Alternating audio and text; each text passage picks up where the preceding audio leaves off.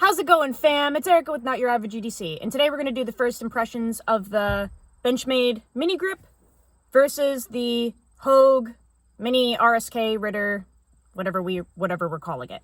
These are two of the 4 test knives that I'm testing for October. I'm also doing the Benchmade Bug Out and the Hogue Deca. Those are going head to head, but these two are frenemies right now. And I always do first impressions before we get into the meat and taters of the testing. So today we're going to talk about these a little bit. So we have the Benchmade mini grip and we have the Hogue Ritter mini RSK. Obviously super similar, and that's why they're going head to head this month. So we're just going to talk a little bit about what I think of the design so far, and kind of what I've noticed in cutting a few things.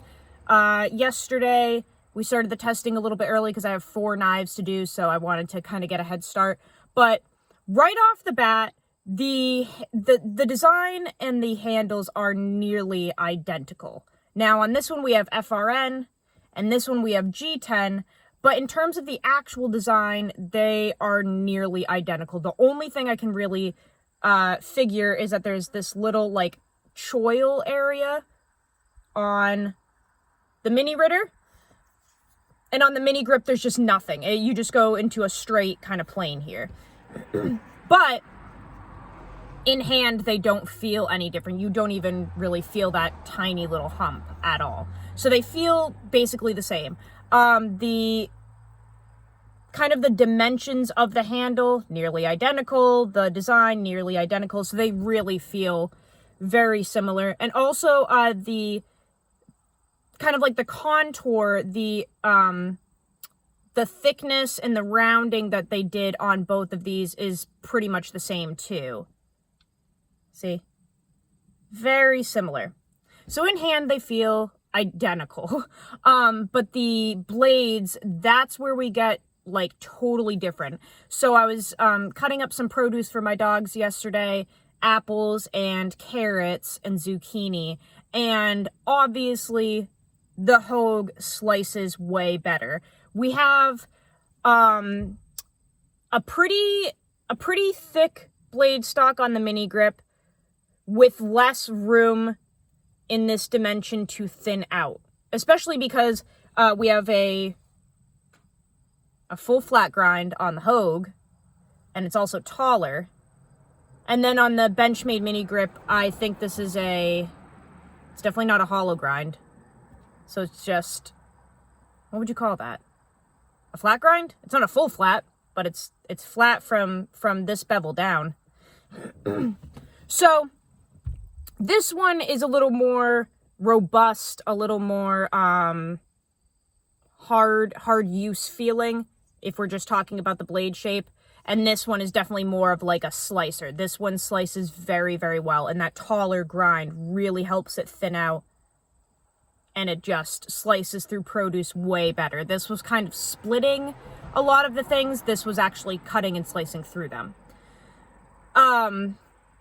Factory edge on the Hogue, razor sharp, razor toothy sharp, with very even bevels. I really like that. So I had mentioned yesterday that I traded my satin one for this one. So this is brand new. Factory bevels are perfect, and it arrived razor sharp. Now,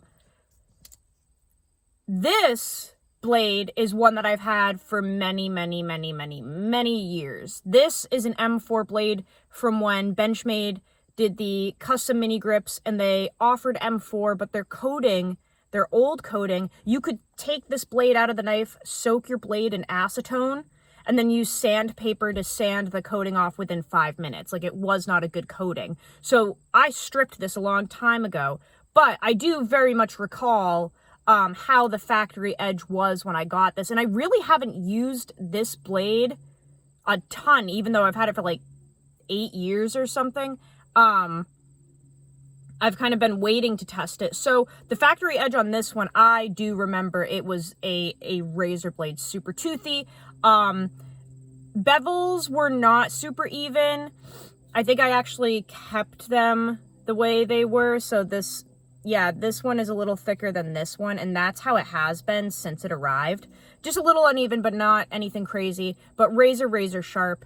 And I think I've only sharpened this like once since I've had it. Like I said, I've been waiting to test this up against this for eternity. So, yeah, it's really not used that much. I forced that patina on there. And also, I don't know if I mentioned this, but we're not testing the blade steels on anything really this month. This is a battle of the models because they're very similar. Obviously, I will be giving you guys updates on the Hogue Deca Magna Cup because everyone wants to know that. So I will let you know how that's performing as the month progresses. But in general, as an umbrella test, it's really strictly model to model, not doing blade steel testing. So this being used before really doesn't impact the testing at all because we're really putting models against each other and seeing which one is better. Okay? So yeah, for what it's worth, they're very similar. Obviously this one is a little more like robust and has a more supportive tip, and it's just obviously shaped a little bit different. And then on the Ritter, a little slicier, a little thinner, just a little more slicey. But the thumb studs, I will tell you right now, are just something that really kind of, I'm not the biggest fan of the Hogue thumb studs. These are very sharp, guys. And I'm not trying to be a pussy or anything, but I'm telling you, like, these thumb studs and the studs on the Able lock, they're really sharp. Doesn't bother me because my fingertips are calloused, but putting this knife in and out of my pocket in my jeans just annihilates them. I think it looks cool, but I know some of you guys are going to kind of be nutty about that. They're very sharp and you might have to file them down, which unfortunately on this coated model I can't do. Otherwise it would look like it got run over by a car. It would chip all of the coating and shit off. And it would just look weird. But if you have a satin model, you might want to, you know, file these down a little bit because they're brutal. Very, very sharp. And you get a good grip, for sure. But, yeah, it's catchy. It's catchy and grabby. Doesn't bother my thumb at all, though. Like I said, the tip of my thumb is, like, completely calloused. So I don't feel it. But definitely a pocket eater. Centering on both of these, spot on. Action, fantastic.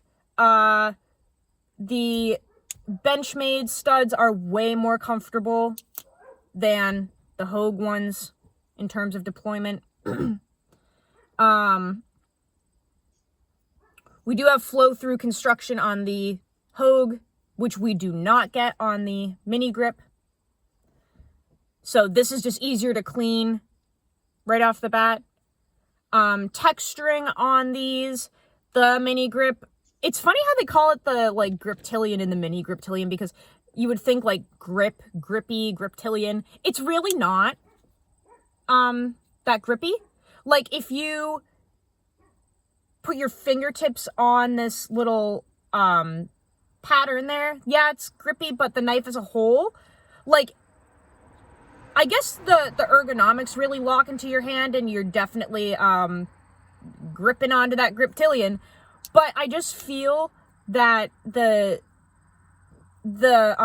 pattern here on the Hogue, like the way they machined this grip in, is actually like way grippier than the Griptilian. Because not only are you getting the same ergonomics as the mini grip, it's identical, but the pattern that they put on here is crazy grippy. And it goes through the whole thing. Like, notice how on the mini grip, it's nice and soft all through here, and you only have this one little chunk of pattern, and then the rest is soft.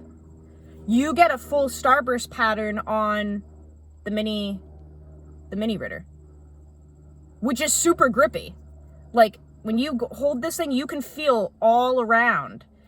Pinch grip, you have that starburst pattern to grip onto. So, so far, first impressions, the Hogue has a lot going for it. A lot. Now, the mini grip, you guys know, is one of my favorite knives of all time. I am obsessed with this knife. I've always had one in my collection. It's just one of those, like, tried and true models. But the mini Ritters that they're pumping out over at Hogue are very cool. If you like the mini grip and you want something a little slicier, like maybe start looking into this one, because this has a lot going for it. Also, factory clips. Let's just talk about those real quick. I love the Benchmade factory OG clip. This old school flat clip is one of my favorite clips of all time. I am obsessed with it. I love this thing. The factory clip that comes with the Hogue, at first I wasn't really the biggest fan of it. I've made videos about it, but there's supposedly a like fuck ton of science that went into the dimensions of this clip and everything, and like the way it angles down, how much of it is touching the knife, how much space you have in between the scales and the clip. Like, supposedly there's a ton of science that went into this, and I will say maybe it's growing on me a little bit. Maybe it's growing. I mean, I don't know. It's not bad. It's really not bad. I feel like the retention isn't really as great as I want it to be compared to the Benchmade, but I'm slowly enjoying this clip a little bit more. Everything about this thing is just really cool, and I'm liking the clip a little more as we go. Yeah.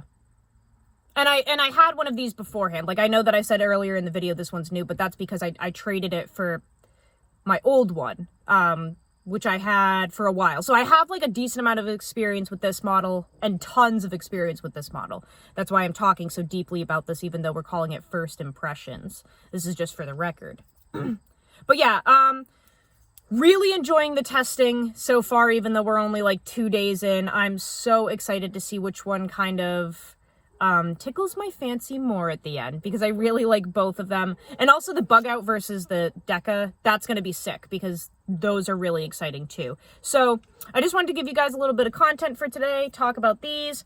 Hogue is pumping out a whole bunch of these lately, these little mini Ritters and the full size, through Knife Works. So yeah, there's that. Oh, the dogs are all howling together. How cute. I gotta go to work, guys. I will see you soon. Go use your shit. I love you guys so much. See you on the next episode.